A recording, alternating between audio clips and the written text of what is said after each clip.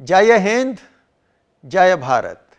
दोस्तों, आज एक ऐसे क्रांतिकारी बलिदानी की कहानी सुनाऊंगा जिसके नाम भर से अंग्रेज कांपा करते थे, जिसने एक खुखरी से भरे पूरे शेर को मार डाला था। जी हां, मैं बात कर रहा हूं महान बलिदानी जितेंद्र नाथ मुखर्जी की, जिन्हें यह देश बाघा जतीन के नाम से जानता है। 7 दिसंबर 1879 को गौराई नदी के तट पर बसे कुश्तिया जिले के कोया गांव में अपने मामा के घर पर जितेंद्र का जन्म हुआ। इनके पिता का नाम था उमेश चंद्र मुखर्जी और मां थी शरत शशि। पिता ज़ेनीदा जिले के रहने वाले थे। आज ये दोनों ही जगह बांग्लादेश का हिस्सा है। अभी जितेंद्र 5 वर्ष के ही हुए थे कि इनके पिता का देहांत हो गया। मां अपने पुत्र जितेंद्र व बेटी विनोदे बाला को लेकर अपने मायके कोया में आ गई। जितेंद्र के मामा यानी चटर्जी परिवार साधन संपन्न और पढ़े लिखे लोग थे।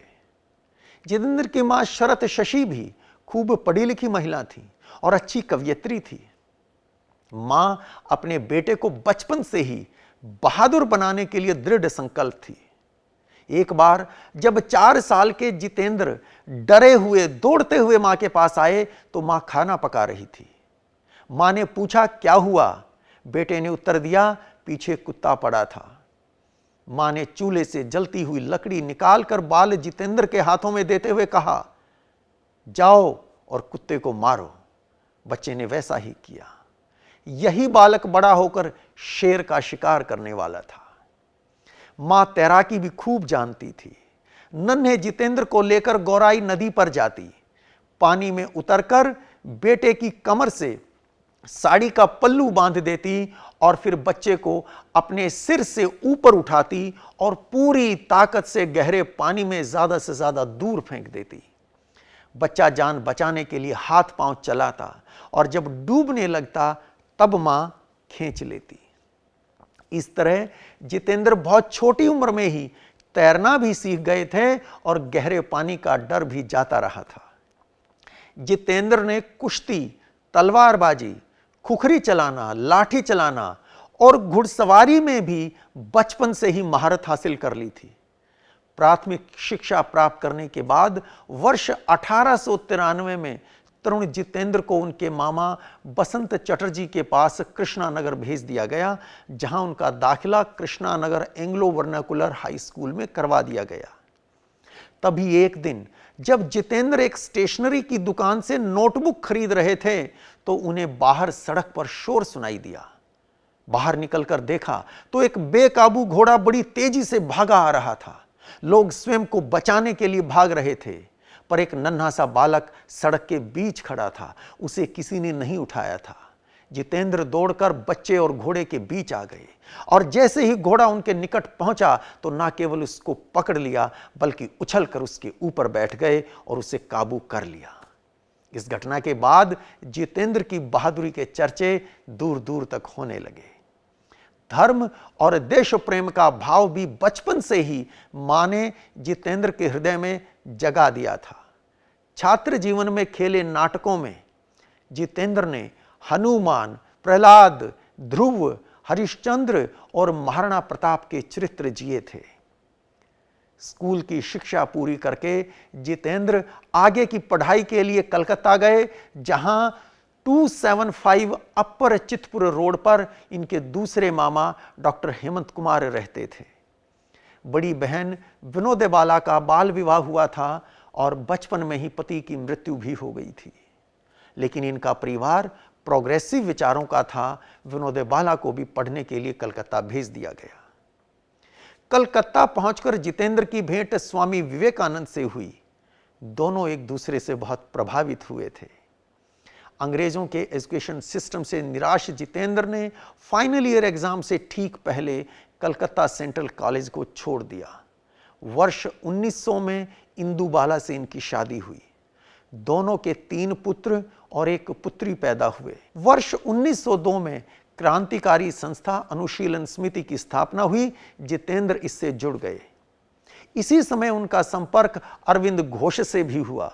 जल्दी ही जितेंद्र अरविंदो के दाएं हाथ बन गए थे। जितेंद्र की शादी हो चुकी थी। उन्होंने एक प्राइवेट कंपनी में नौकरी शुरू कर दी। फिर 11 अगस्त 1903 को बंगाल सेक्रेटेरिएट में स्टेनो की सरकारी नौकरी मिल गई और जल्दी ही बंगाल के गवर्नर के स्टाफ में शामिल हुए और दार्जिलिंग पहुंच गए। अंग्रेजों की नौकरी करते हुए भारतीयों पर होने वाले अत्याचारों को उन्होंने बड़े निकट से देखा था। वे गुप्त क्रांतिकारी गतिविधियों में शामिल हो चुके थे। जितेंद्र बहुत ही तीक्ष्ण बुद्धि, दूरदर्शी, बहादुर, संतुलित और विवेकशील व्यक्ति थे। बंगाल विभाजन के तुरंत बाद जुलाई 1905 में शिवाजी के सम्मान में आयोजित समारोह की अध्यक्षता करते हुए इन्होंने घोषणा की, केवल शक्ति की पूजा से ही भारत की मुक्ति संभव है। उसी वर्ष प्रिंस ऑफ वेल्स यानी भावी सम्राट जॉर्ज द फिफ्थ भारत यात्रा पर आए थे। वे कलकत्ता के दौरे पर थे। सड़क पर उनके जुलूस को देखने दोनों ओर भीड़ लगी थी। वहां जब कुछ अंग्रेज फौजियों ने भारतीय महिलाओं के साथ दुर्व्यवहार किया तो बलशाली व बहादुर जितेंद्र ने आव देखा ना ताव अंग्रेजों की जमकर पिटाई कर दी। वर्ष 1906 में हैजा से जितेंद्र के बड़े पुत्र टोबू की मृत्यु हो गई। पुत्र के वियोग में दुखी जितेंद्र हरिद्वार पहुंचे, जहां उनकी भेंट गुरु भोलानंद गिरी से हुई, जिनकी बातों से इन्हें बड़ी हिम्मत मिली। और फिर आया 10 अप्रैल 1906 का दिन। जितेंद्र कोया में अपने घर आए हुए थे और वहां बाग की सैर कर रहे थे। आसपास के लोग उनसे मिलने आ रहे थे। तभी राधापाड़ा गांव के कुछ किसान मिलने आए। वे लोग बहुत परेशान थे। उन्होंने जितेंद्र से कहा कि उनके खेतों में एक तेंदुआ आ गया है जो हर रोज किसी न किसी गाय या बकरी को उठाकर ले जाता है। जितेंद्र तुरंत एक खुखरी लेकर तेंदुए से लड़ने चल पड़े। उनके ममेरे भाई फणी और अमूल्य भी उनके पीछे हो लिए। राधापाड़ा गांव के बाहर ईंख के खेत में पहुंचे तो देखा वहां तेंदुआ नहीं था, बल्कि ठीक उनके सामने एक भरा पूरा जवान बाघ खड़ा था।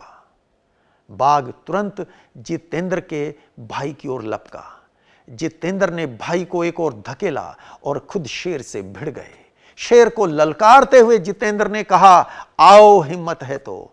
दो शेरों के बीच मुकाबला शुरू हो गया। एक ओर जंगल का शेर था तो दूसरी ओर खुखरी हाथ में लिए शेर दिल जितेंद्र। कभी जंगल के शेर का पलड़ा भारी होता दिखता तो कभी इंसानी शेर का। कुछ देर बाद दोनों थकने लगे। एक बार फिर से ताकत बटोरते हुए जितेंद्र ने खुखरी से शेर की गर्दन पर भरपूर वार किया। अंतिम गुर्राहट के साथ शेर ने जितेंद्र के दाएं घुटने को अपने जबड़े में जकड़ लिया और फिर लुढ़क गया। जितेंद्र भी लगभग निढाल से हो चुके थे और शेर के ऊपर ही पड़े हुए मंद मंद मुस्कुरा रहे थे। वहां लोगों की भीड़ लग चुकी थी। जितेंद्र बुरी तरह घायल थे। शेर के पंजों से उनके सारे शरीर में जहर फैल गया था। कलकत्ता के विख्यात सर्जन डॉक्टर सुरेश प्रसाद सर्वाधिकारी ने उनका इलाज किया। इस घटना ने जितेंद्र की प्रसिद्धि को और दूर दूर तक पहुंचा दिया था। अब लोग उन्हें जितेंद्र नहीं बल्कि बाघा जतिन के नाम से पुकारने लगे थे। अप्रैल 1908 में जितेंद्र अपनी बहन, पत्नी व बच्चों के साथ दार्जिलिंग जा रहे थे। सिलीगुड़ी पहुंचने पर जितेंद्र रेलवे प्लेटफॉर्म पर लगे नल से पानी लेने गए तो वहां पहले से ही भीड़ लगी हुई थी। वहीं 4 अंग्रेज फौजी अफसर भी थे जो भारतीयों को पीट रहे थे। उनमें से एक ने जितेंद्र की पीठ पर भी बेंत दे मारा। फिर क्या था, देखते ही देखते वे चारों अंग्रेज जमीन सूंघ रहे थे। हैरानी की बात तो यह थी कि उनके पास बंदूकें भी थी, पर इस नर नाहर के सामने सब बेकार था। जितेंद्र पर मुकदमा चला, लेकिन अदालत में जब यह बहस होने लगी कि एक निहत्थे भारतीय ने बंदूकों से लैस 4 अंग्रेज फौजी अफसरों के जबड़े तोड़ दिए थे, तो कैप्टन मर्फी और लेफ्टिनेंट सोमरविल को अपनी बेइज्जती का एहसास हुआ। नतीजा यह निकला कि मुकदमा वापस ले लिया गया, लेकिन जितेंद्र की ख्याति अब नए आसमान छू रही थी। सीनियर आईसीएस अफसर अंग्रेज हेनरी व्हीलर ने एक बार जितेंद्र से पूछा, मिस्टर मुखर्जी, बताओ तुम कितने लोगों से एक बार में निपट सकते हो? जितेंद्र का उत्तर था, यदि वे ईमानदार लोग हों तो एक से भी नहीं, लेकिन यदि वे दुष्ट हुए तो बहुत सारों से। दोस्तों, ऐसे थे वीर बहादुर जितेंद्र, यानी बाघा जतीन। आज इस कहानी को यहीं विराम देते हैं। वीर क्रांतिकारी शहीद बाघा जतीन की शौर्य गाथा के दूसरे और आखिरी भाग में कल फिर मिलेंगे। कल 10 सितंबर है, बाघा जतीन का बलिदान दिवस। आशा है आपको यह वीडियो पसंद आया होगा। अपने सुझाव कमेंट बॉक्स में लिखकर जरूर भेजिएगा। जय हिंद, जय भारत।